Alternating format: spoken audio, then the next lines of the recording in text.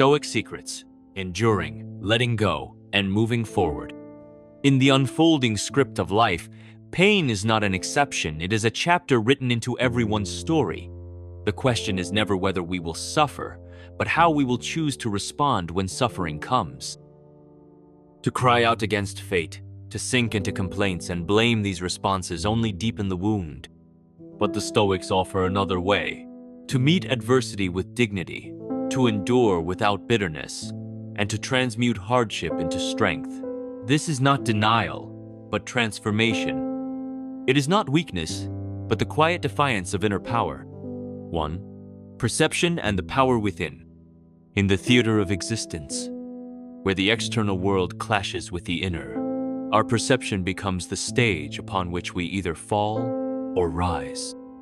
The Stoics understood that our suffering often springs not from events themselves, but from how we choose to view them. Marcus Aurelius once said, "If you are distressed by anything external, the pain is not due to the thing itself, but to your estimate of it, and this you have the power to revoke at any moment." This is not passive acceptance, it is a call to sovereignty over our minds. Pain, betrayal, loss, they are not illusions, but they are also not absolute. They are filtered through our thoughts, through the stories we craft in silence. To shift perception is to reclaim agency, to interpret loss as a lesson, and suffering as a forge for character. We are not trapped in circumstances, we are empowered by how we meet them. The Stoics challenge us to doubt our reflexes, to question the narratives of fear and despair, and to remember, in every moment, we hold the key to meaning. 2. Reason amid the storm. The dance between emotion and reason is the eternal duet of the human spirit. But while emotion can scream, reason can see. Stoicism teaches us not to suppress feeling, but to refine it through the lens of clarity. Reason does not ask us to become stone. It invites us to step back and observe, to ask, is this reaction serving me? Marcus Aurelius guided us towards stillness not through control, but through understanding. When heartbreak or grief threatens to consume, the Stoic response is not denial but inquiry. We assess, what is within my power, and what must I release? Reason is a tool, not a weapon. It trims the wild overgrowth of emotional impulses and shapes a calm, cultivated mind. It teaches us to love without being owned by love, to grieve without crumbling into ruin, to hope without clinging. By applying reason, we don't feel less, we feel wiser. 3. The noble art of acceptance. To accept does not mean to give up, it means to grow up. In Stoicism, acceptance is not apathy, it is an act of courage, to bow to the flow of life not in defeat, but in wisdom. Everything passes, people, relationships, health. The Stoics embraced impermanence as the natural law of the cosmos. You could leave life right now, Marcus wrote. Let that determine what you do, say, and think. This truth, far from depressing, is liberating. It focuses our hearts on the present. It urges us to love while we can, speak while it matters, forgive while there's still time. When we encounter endings in relationships, in identity, in life, chapter's acceptance allows us to release not with rage, but with reverence. We are not defined by what we lose, but by how we let it go. Acceptance becomes an act of grace, a final embrace of what was and a quiet step into what may come. 4. Adversity as the anvil of strength. No life escapes the grasp of misfortune, but the Stoics teach that adversity is not the enemy, it is the instructor. What stands in the way becomes the way, Aurelius declared. Obstacles do not block our path, they are the path. Suffering doesn't delay growth, it provokes it. Every trial is an invitation to practice resilience, to embody patience, and to awaken dormant strength.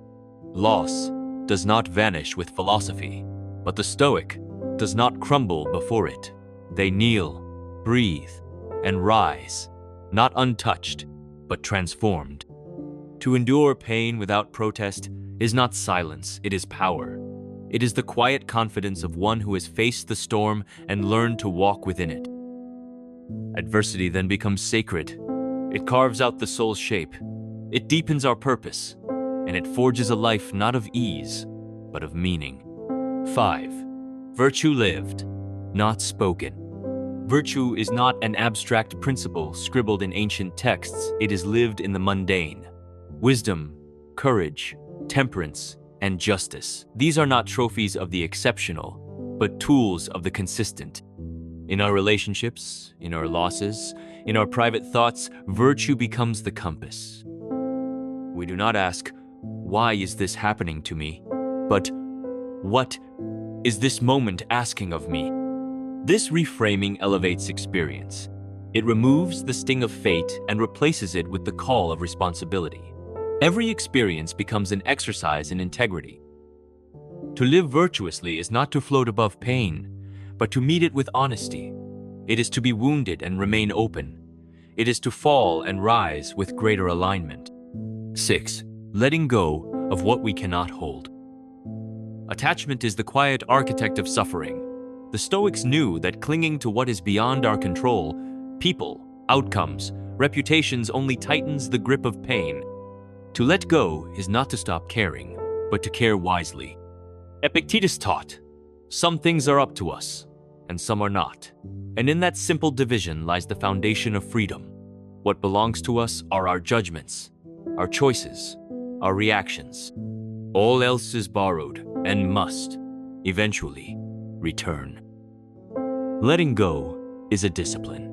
It requires daily awareness.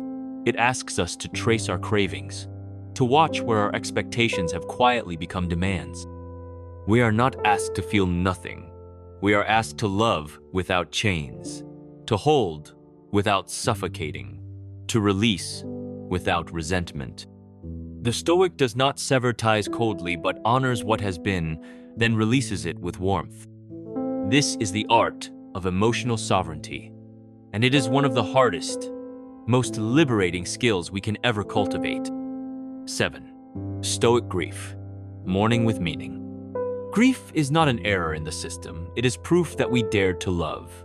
The Stoics never denied sorrow its place, but they did place boundaries around its reign. Seneca once wrote, "Let grief be short and moderate." He didn't mean shallow. He meant aware, conscious, intentional. To mourn is human. To be overwhelmed by loss is natural. But to allow grief to define your identity, that is where suffering metastasizes. The Stoic feels everything but chooses which feelings take root. In loss, we are reminded of impermanence. In sorrow, we are asked to remember what matters. The Stoic transforms grief into gratitude, not as a mask, but as a mirror. Yes, you are broken but not destroyed. You are altered but still whole. Your love for what is gone becomes a thread that connects past to present, not a chain that binds you. 8. The strength of temperance. Temperance, the virtue of moderation, may be the least glamorous of Stoic ideals, but it is the most essential. It is the quiet power that steadies the soul when emotion swells and desire pulls. To be temperate is to be free, free from the tyranny of extremes, free from the chaos of impulsive wants. In a world of excess, temperance is rebellion, a gentle refusal to be ruled by appetite. This virtue does not demand abstinence but balance. It doesn't reject pleasure but puts it in its rightful place. When facing attachment, temperance teaches us to hold our desires with open hands, to appreciate beauty without trying to possess it, to enjoy connection without fearing its end. Temperance is the foundation of emotional resilience. It reminds us that we do not need everything, only enough, that happiness is not found in indulgence, but in alignment. The temperate soul walks light, loves deep, and suffers less, not because it is untouched, but because it is centered. 9. Embracing change with open hands. Everything flows, nothing stays. Life is a river, not a sculpture. And the Stoics, far from resisting change, celebrated it as the heartbeat of the universe. Marcus Aurelius observed, Loss is nothing else but change, and change is nature's delight. This is not mere comfort. It is a shift in identity, from victim of fate to student of life. When we embrace change, we align ourselves with the rhythm of reality. We no longer fear endings because we see them as beginnings. We no longer clutch at moments because we trust that each one arrives with purpose and departs with grace. Change is not the enemy. Resistance is. To live stoically is to let go of permanence, to meet each transition with readiness, to love deeply and let go softly, to accept not just what is, but what will be. This mindset builds a flexible soul, one that bends but never breaks. 10. Peace, the Stoic destination. The final aim of Stoicism is not invulnerability, it is peace. Not the kind you find in silence, but the kind you build in storms. Not the absence of feeling, but the presence of understanding. Peace is not something the world gives. It is something we choose to grow through clarity, through virtue, through disciplined thought. The Stoic examines the self each day not to judge, but to learn, to correct, not to condemn. This practice of daily self-reflection is the soil in which peace grows. We are not perfect, but we are evolving. Each mistake becomes a teacher. Each challenge, a chisel that sculpts character. And slowly, the mind quiets, the heart strengthens, the soul expands. Peace is not a reward, it is a lifestyle. A cultivated relationship with life as it is, not as we wish it to be. 11. Living with intention, the daily practice. A Stoic life is not lived in grand declarations, but in daily choices. Every morning offers a moment to ask, what kind of person will I be today?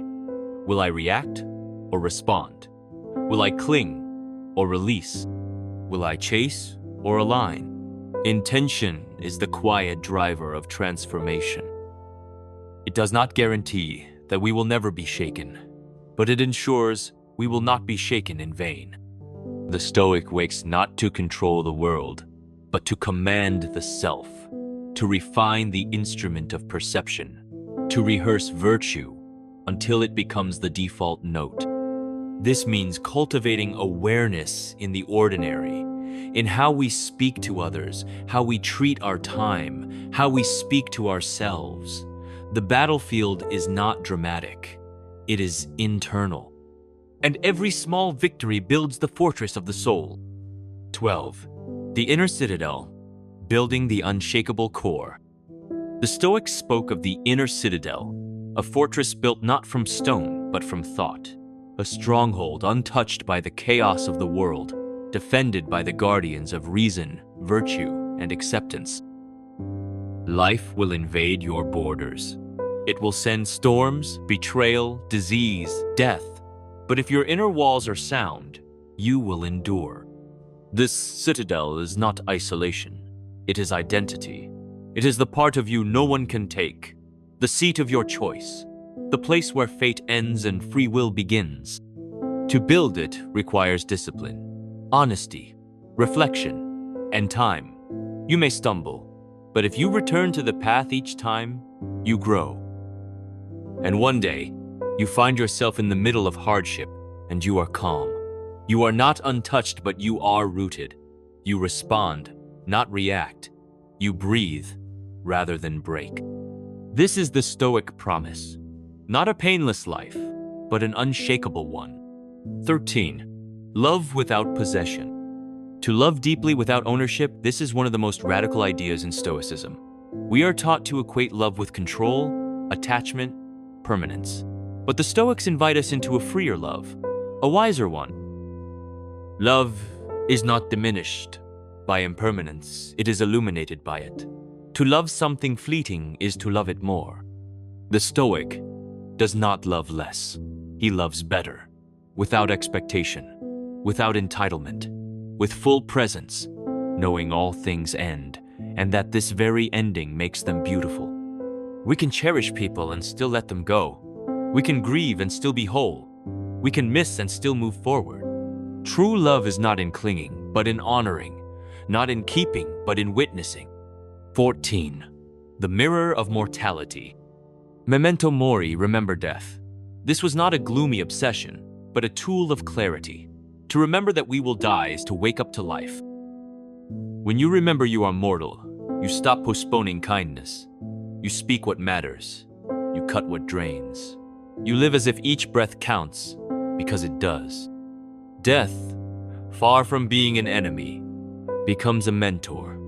It asks, are you living as who you truly are, or as who you think you should be? The Stoic greets mortality not with dread, but with respect. For it is only in the face of death that life gains color, weight, and urgency. 15. The freedom of responsibility. You are not in control of everything, but you are in control of yourself, and that is enough. This is the core of Stoic freedom, taking responsibility for what you can change and releasing what you cannot. It is not about passive acceptance, but active ownership. You can choose your values, your reactions, your priorities, your direction. The rest, let it go. The Stoic does not wait for the world to align before acting. He aligns himself with principle and walks forward regardless. And in this self-ownership, a new kind of freedom is born, not freedom from difficulty, but freedom within it. 16. Faith in the flow of nature. At the heart of Stoicism lies a trust in the logos, the rational structure, the order of the universe. Things may seem random, but the Stoic holds a quiet faith that life unfolds not by mistake, but by a deeper design. We are not at war with nature. We are part of it. To resist life's flow is to resist ourselves. This doesn't mean blind obedience. It means wise surrender. To act where we can and release where we must. We do not know why every loss happens, but we trust that each moment is a thread in a tapestry larger than we can see. A pattern that, in time, reveals wisdom if we have the patience to look. 17. Turning pain into power. Pain is not punishment. In Stoicism, it is potential. A wound can be a weakness or a doorway. The Stoic transforms pain not by removing it, but by asking, what can I build with this? Can I use this sorrow to deepen compassion? Can I use this failure to sharpen discipline? The pain doesn't vanish, but it evolves. It becomes energy, fire, direction. Like metal in the forge, we are refined by heat, not destroyed by it. What hurts today can become the virtue we carry tomorrow. This is the Stoic gift, not escape, but alchemy. 18. The warrior's smile. To live stoically is to smile in the fire, not because you don't feel the burn, but because you've made peace with the flame. This smile is not arrogance, it is understanding. A quiet knowing that suffering is not a signal to quit, but a signal to begin. You are not broken because you're hurting. You are breaking open, revealing the deeper strength within. The Stoic smile is born from endurance, forged in reflection, and fueled by courage. It is not the denial of pain, it is the refusal to let pain define you. When life tests you, smile back not out of pride, but from the certainty that you've trained for this. 19. Serving something greater. Stoicism is not only inward, it reaches outward to community, to duty, to legacy.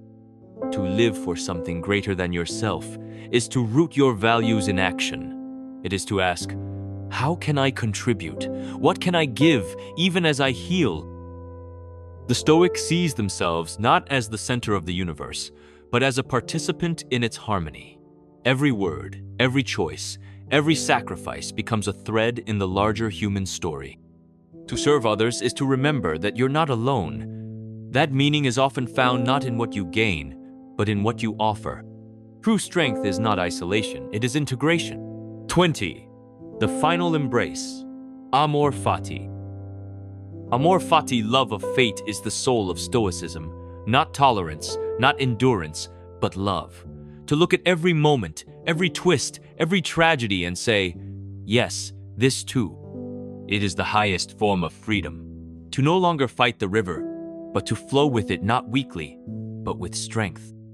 To love your fate is to find beauty in scars, meaning in the mess, depth in every ending. Not everything will go as planned, but everything can grow you if you let it. Amor fati is not submission, it is empowerment. It is the ultimate act of transformation, and it is the Stoics' final prayer. 21. Reflection as ritual. The Stoic day does not end in distraction, it ends in reflection.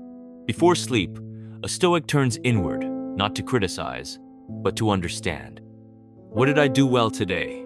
Where did I act against my principles? What can I do better tomorrow? This quiet ritual is not about guilt. It is about growth.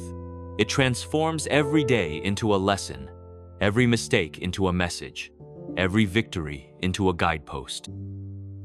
As Seneca wrote, the greatest obstacle to living is expectancy, while all the while it is losing. When we reflect daily, we reclaim what we've lived, and we direct what's next. Through reflection, we not only live more wisely, we begin to live more fully. 22. The gift of the present. The present moment is all we ever truly own. And yet, how often do we abandon it chasing the next goal, the next escape, the next illusion? Stoicism returns us to now, to the breath, to the heartbeat, to the reality unfolding beneath our feet. The Stoic does not obsess over the future, he prepares for it. He does not dwell on the past, he learns from it. But he lives entirely in the present. When we come back to now, we release regret. We release fear. And we find that peace was never elsewhere, it was always here. This is where life is. And the Stoic knows. A fully lived moment outweighs 1,000 wasted ones. 23. Legacy without ego. What will remain when you are gone? The Stoic does not crave fame. He craves impact, quiet footprints, echoes of courage, ripples of kindness. You do not need to be remembered to have lived well. You only need to have loved well, served well, chosen well. Legacy is not a statue in the square. It is the choices you make today, the values you pass on in how you speak, how you stand, how you endure. Live not to impress, but to express. Live not to be known, but to be true. 24. Becoming the example.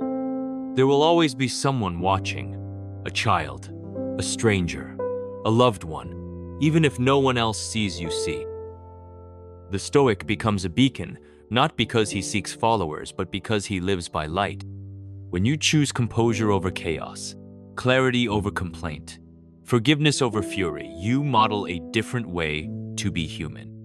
Let your life be a quiet revolution. Let your steadiness ripple outward. You do not need a platform to be powerful, you only need integrity. 25. The final word. Stillness in the storm. The storm will come, this is certain. But whether it finds you trembling or standing, that is your choice. Stoicism is not a shield, it is a foundation, built brick by brick with reason, virtue, presence, and love. You will lose, you will weep, you will fall, but you will not be defeated, because you will rise again wiser, quieter, and more whole than before. Let the world roar, let fate twist. You are the eye of the storm. Subscribe for more timeless wisdom. Let each step forward be taken with strength, silence, and a soul forged in fire. If this message found you at the right time, let it guide you further. Subscribe now and join a growing community of those who seek not comfort, but clarity. Not distraction, but depth. Not escape, but endurance. Let's walk this path together with courage, with purpose, and with peace.